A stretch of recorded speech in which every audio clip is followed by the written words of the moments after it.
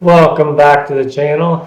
This is the very first episode to a reaction video series that I'm planning on putting out. If you're interested in having your video showcased on any of these reaction videos, got an email in the description below.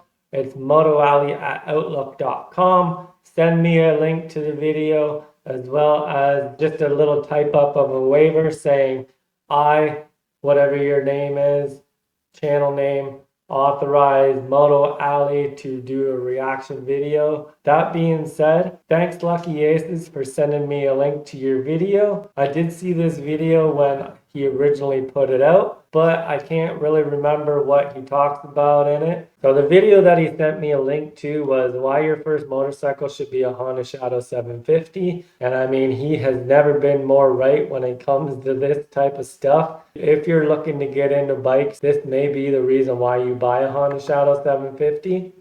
Here in the Northern Hemisphere, spring will soon be upon us. And of course, obviously, when he recorded this video, it was in February. It may have been even the end of January that he recorded it. So by now, it's already spring and we're going into summer. that means there's a lot of people thinking about getting into riding motorcycles.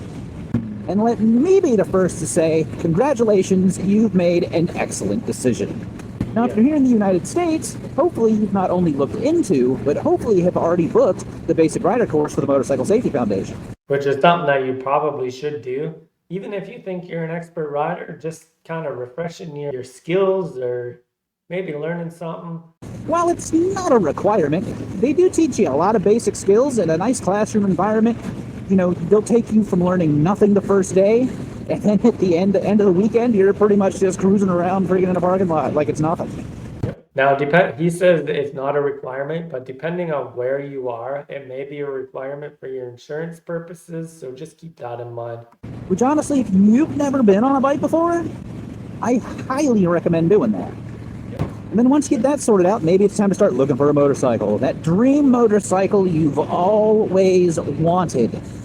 There's a whole plethora, a whole wide world of motorcycles out there, all different sizes, different configurations, depending on what you want to do. Honestly, what you should get kind of depends on what you're into. You know, because I've got a lot of people, when you think about, a beginner motorcycle, you think, it's got to be small, it's got to be slow, it's got to be a piece of crap, ugly. No, I don't think so. I mean, if you have the right skills or you want to learn, you could take that slow, ugly piece of crap motorcycle and turn it into a work of art. I mean, you can, if you just want something to learn on. I mean, heck, the first motorcycle I ever bought was an 85 Nighthawk 450 that I do not have a picture of. And I think it was kind of a beater, man. I paid $500 for it. Dropped it a whole bunch of times, but I learned how to handle a motorcycle. Similar to my first bike, I had an 84 CM 250, a little bit smaller than the Nighthawk 450, but I mean, I paid $800 Canadian for it, and I rode it for a couple seasons. It was a sweet looking little bike. It kind of bobbed out when I bought it, but I mean, yeah, I got 2 seasons out of it and went on to the next. And honestly, that thing never left the neighborhood, because I never bothered to get it titled or plated or anything. Because honestly, it would have cost more than the plate was worth. But just because it's your first bike doesn't mean you can't be happy with it. Because honestly, whatever you get, you're going to be happy with, at least for a little while. And you'll be proud that you were able to buy it cash too, because I mean, if you drop it and it gets a dent in the tank and you're loaning it or you're leasing it from a bank, dropping it's going to hurt a little bit more. And when you do start your search, honestly, there's a couple things I'd recommend. First, is figure out what you want to do.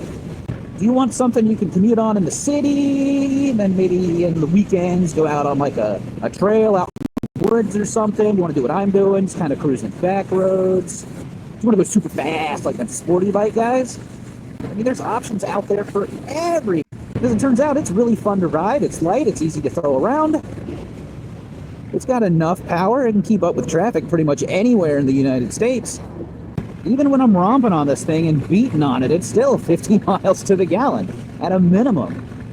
Heck, sometimes I'm pushing almost 60. I'm into this, cruising back roads and just being comfortable, just having a good time. Yeah, because if anybody's ridden before, nothing's worse than cruising on an uncomfortable bike and getting saddle ass, especially, or if you're into sports, bikes, you get the pain in the wrists and stuff. Not in any kind of rush. Couple little twisties here and there. Nothing super exciting. I mean, this is still fun. It's kind of what it's all about for me, anyway. One thing I do really like about the Shadow 750 is the particular model I got, the Arrow, is actually shaft drive, which means there's no chain to loop, no chain to freaking worry about stretching out, wearing out. As long as I change like the diff oil every now and again, I mean, I'm pretty sure this bike will run forever. Because Little side note there is, I believe the Aces have shaft drive too. I know my 97 right here, the VT 1100 is a shaft drive. So the Aces, the American and Classic editions, I believe are shaft drives as well. I have not been kind to this thing. I've beaten the ever-loving crap out of this thing. It gets oil changes, and that's kind of all I do with it. Pretty much all you need to do with it, I believe. You know, oil change, air filter. I mean, and Honda's reliability, I mean, come on, that's like kind of what they're famous for. And I'm not saying other bikes in this category, okay? I'm not saying they're not reliable. I'm not saying don't go buy a Harley if you want a Harley. If you have to have a Harley, you want something similar to this, probably that 883 Sportster. And honestly, you could probably do a 1200 if you really wanted to. If you didn't want the Shadow, you could go with like a Yamaha 650. Which the Yamaha 650, if I remember correctly, they do have a lot of performance parts that you can get a little bit extra horsepower out of them, and you're not going to affect the bike too much. Hey, these are all cruisers, by the way. The Suzuki Boulevard, the C50, the Vulcan 900. They're all kind of in that same general area. You know, they're not super heavy bikes either. This one's like 550 pounds. Not with me on it, because I'm a little fatty. But it's a decent weight where the wind doesn't push you around too much. Heavy winds, yeah, you're going to feel it. Even on your mean streak, I bet, Ace, though, do you feel the wind? I know on my 1100 here, I feel the wind, especially on like super windy days. It tends to push you around a little bit. Compared to like a bigger bike, you're going to feel it. The plus side about these things is they're cheap. I mean, heck, you can get a used. If you pay more than $3,000 US for a used, Even here in Canada, if you're paying any more than like $3,500, $5,000 for a used Honda Shadow, it better have pretty low kilometers and be like one or two owners, because you can get them like as low as $2,500 here for a good reliable bike. used Shadow 750. No, I'm not talking like, okay, it's what, 2025. I'm not saying a 2024 you're going to find for $3,000. That ain't going to happen. But if you're talking about one that's like 10 years or older, dude, if you pay more than $3,000, you're getting ripped off. I ain't even gonna lie to you. Yeah, I picked up my 84 for $1,500 and rode it for like 3 years. The only reason why I ended up selling it too is because parts were getting hard to find. The reason for that is they made a ton of these things, which is great too, because it means there's parts are everywhere. But what the Aces 750cc doesn't feel like it's enough. The internet told me that I need a 2,000cc giant Harley Davidson that costs $40,000. Hey, if you want to go drop 40 grand on your very first motorcycle, all the power to you, people. And honestly, if that's what you want to do, knock yourself out. Doesn't hurt my feelings. That just means right there is more cheap Honda Shadows for us. Honestly, doesn't. You want to you want to spend that much, knock yourself out. But you got to remember, though, you're talking about your first motorcycle. I wouldn't do it. But what about the highway? 750cc isn't enough for the highway. Whoever told you that is full of it. If you're a bigger person and you got a bigger person riding with you and you want to carry 500 pounds worth of luggage with you, yeah, this bike is not going to be your number one choice. But if you just want to take a trip somewhere, not carrying a lot of stuff with you, I mean, this thing will run 75 miles an hour all day. So you'll do highway. And you'll get a lot more out of the top end of this motor than you will if you had a bigger bike. Because where he's cruising at right now on the RPM and stuff, I don't hit that on my 1100. So you just get to use the full range of power when it comes to these 750s.